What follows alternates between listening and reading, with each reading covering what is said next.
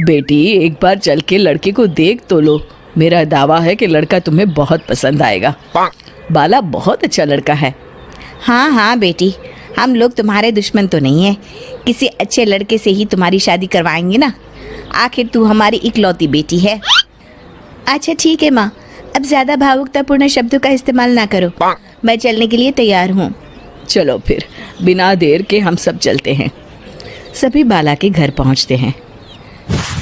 अरे क्या बात है बहन जी, अभी तक आपका बेटा नहीं आया? जी बस आता ही होगा। तभी वहाँ बाला आता है। लो जी, आ गया मेरा बेटा। ये लोग तुझे देखने आए हैं और ये इनकी बेटी नम्रता है। बाला के सर पर बिल्कुल बाल नहीं होते। ये देख नम्रता और उसके परिवार वालों की आंखें फटी की फटी रह जाती है। ये तो टकला है। हे भगवान, माँ पिताजी, आप दोनों एक टकले से मेरी शादी करवाने वाले थे। अरे ये तो पूरा उजड़ा चमन है। देखो बेटी, इस तरह किसी का मजाक उड़ाना गलत है। किसी के बारे में इस तरह की बातें नहीं करते। बालों का क्या है, वो तो आते जाते रहते हैं। लड़का टकला है तो क्या हुआ, इंजीनियर है, अच्छा खासा कमाता है। आप चुप रहिए जी। इसकी तरफदारी इसलिए कर रहे हैं क्योंकि आपके भी सर पर बाल नहीं है। मैंने तो आपसे शादी कर ली, मगर मैं अपनी बेटी की शादी एक टकले से बिल्कुल नहीं करवाऊंगी। अरे ये क्या, कब से आप लोगों ने टकला टकला लगा रखा है? और माफ करना, तुम भी कोई हूर की परी नहीं हो। तुम लोग मेरे घर में आकर मेरी ही बेइज्जती कर रहे हो। निकल जाओ यहाँ से। हाँ हाँ तो जा रहे हैं ना, हमें भी यहाँ रुकने का कोई शौक नहीं है।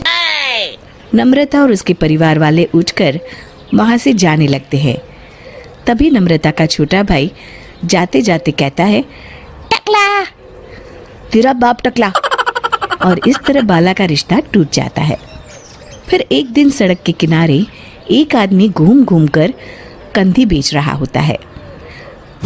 कंधी ले लो, कंधी, एक से बढ़िया एक कंघी ले लो, नए जमाने की कंघी ले लो।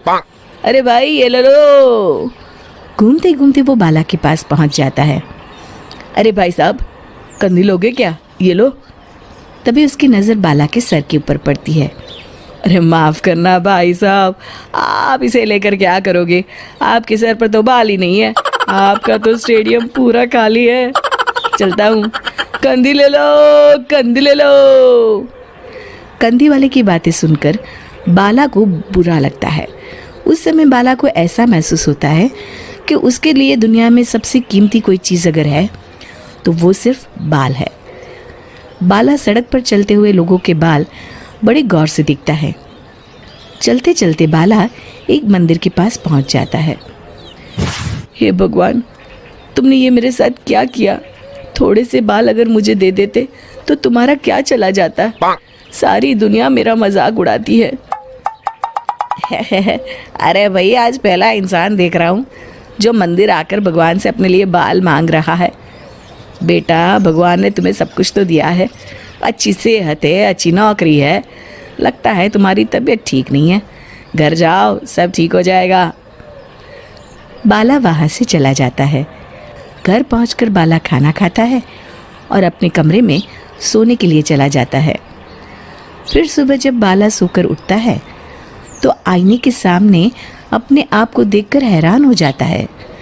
बाला के सर पर एकदम घने बाल आ जाते हैं। बाला खुशी से झूम उठता है। अरे ये तो चमत्कार हो गया, मेरे सर पर बाल आ गए। लेकिन ये हुआ कैसे?